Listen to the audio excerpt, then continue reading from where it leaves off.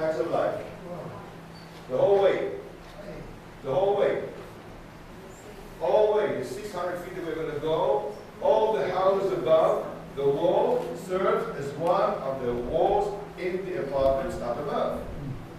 They don't need to build 4 walls. They only need to build 3 walls. The wall is standing there.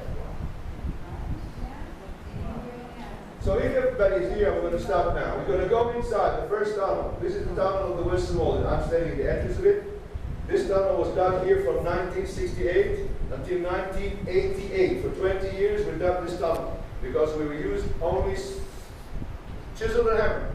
We don't use heavy equipment because we don't want to destroy stuff we might find on the way, and we certainly don't want to disturb the neighbors above. Going to and forward, that's the key.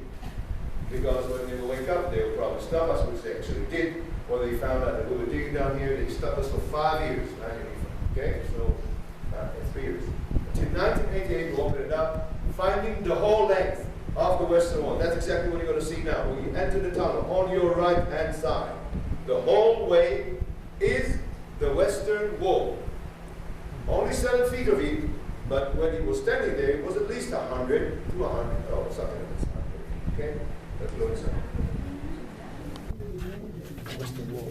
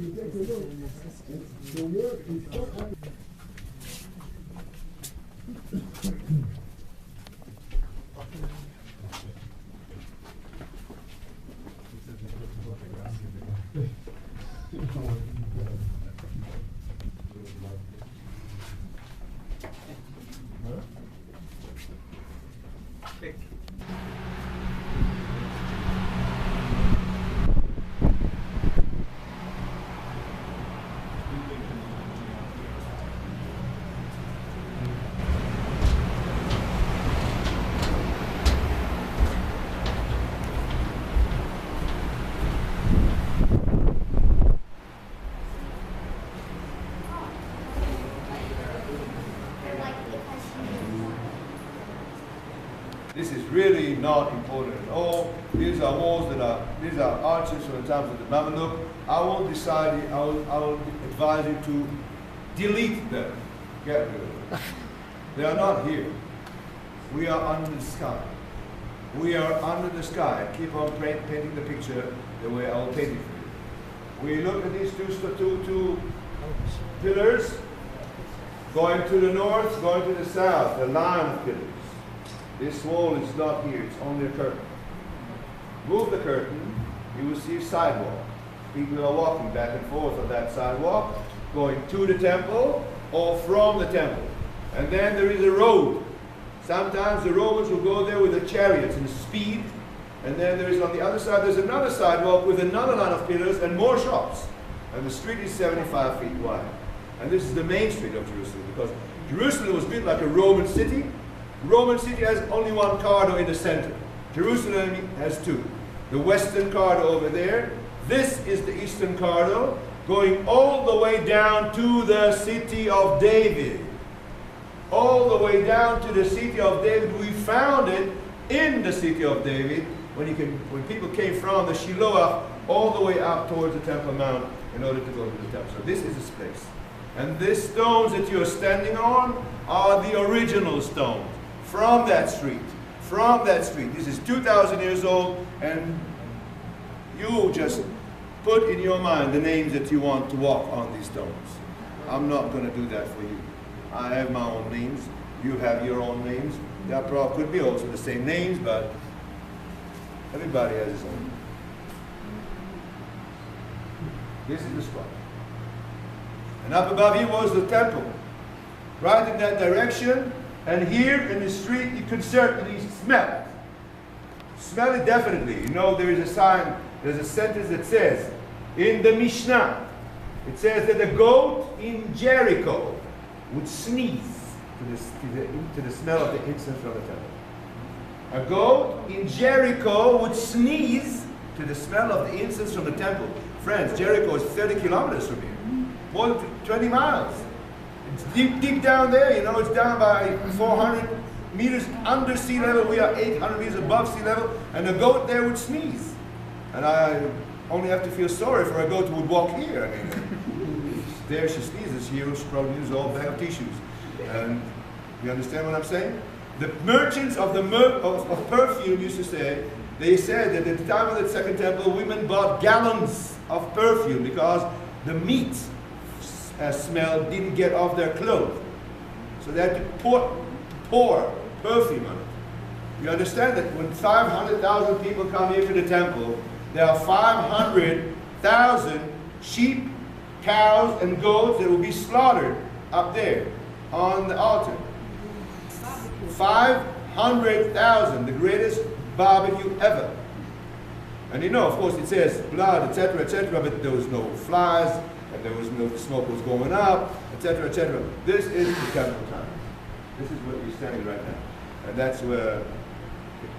Now, this is a very special spot over here because this is the end of the Western Wall fence. Here it ends. Get out for a second. What do you see here? You see the mountain? This is the mountain. This is the bedrock, right over here. The bedrock goes up there.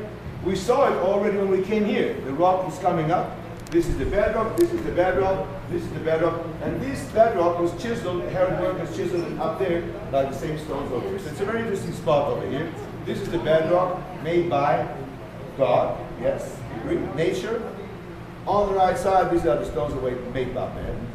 The work of God, the work of man, the meeting point between them. So you don't need to go anymore to the 16th Japan in Rome. You see the beautiful painting of Michelangelo of God touches man, because you can see it over here. Nice idea? Great. Yeah, that's it. Leave it here.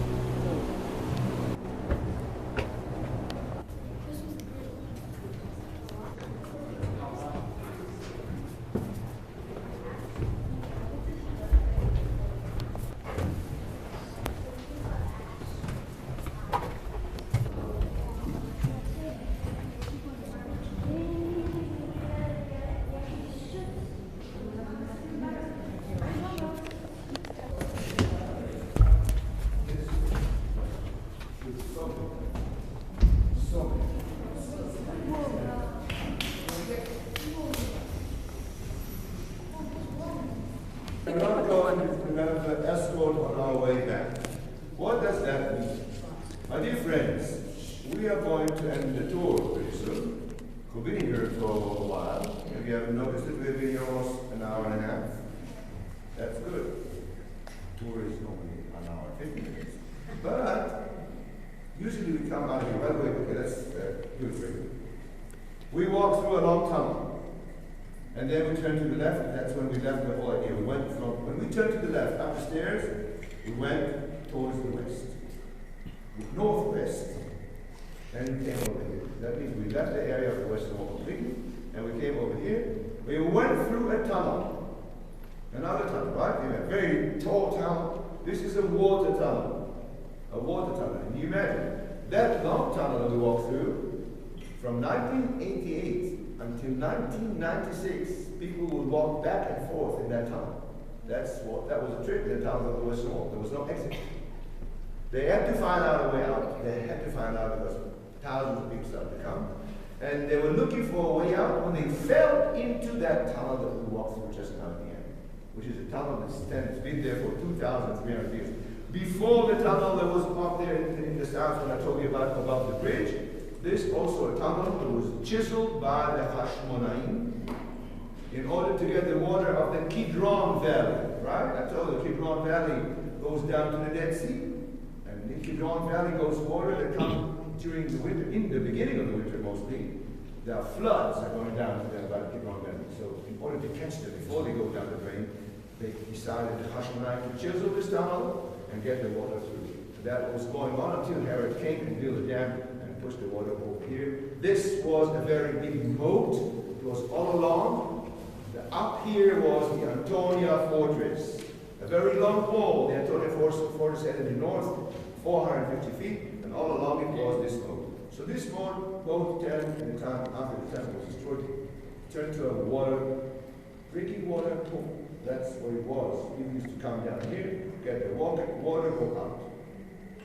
This arch was put in by Adrian Caesar. Adrian Caesar, the man who destroyed Jerusalem, who killed about 1 million Jews in Israel and said Jews are not allowed to live in Jerusalem no more. He's going to build this in order to build it on top of a very nice marketplace. That's what we are seeing. סליחה מתי, אתם שם לקבוצה? לא. אז תחזרו בבקשה, אפשר תודה רבה. אפשר להיות בשקט, תודה רבה. תחזרו חזרה למקום שבאתם. So, now we are supposed to go out from here, and when we are going out from here, we'll go. This exit was opened up here in 1996. 1996 was in the time of King Bibi Netanyahu I. And when this was opened, the Intifada broke out. The first Intifada, 1996, 37 men were killed on that day. More Palestinians than Israelis, but this is a result of a way of mind, a way of thinking that we want to get rid of. Enough of that. Why not let us go through the tunnels of the Western Wall? Why not let us go through the tunnels of the Western Wall, 2 million people a year, for example, and go back through the Arab market and do our shoppings there, for example, and spend our money there, for example, and bring benefits and goods to the Arab people. Why not, Mr. Yasser Arafat? Why not? You want to tell me why not? I don't know, he's dead.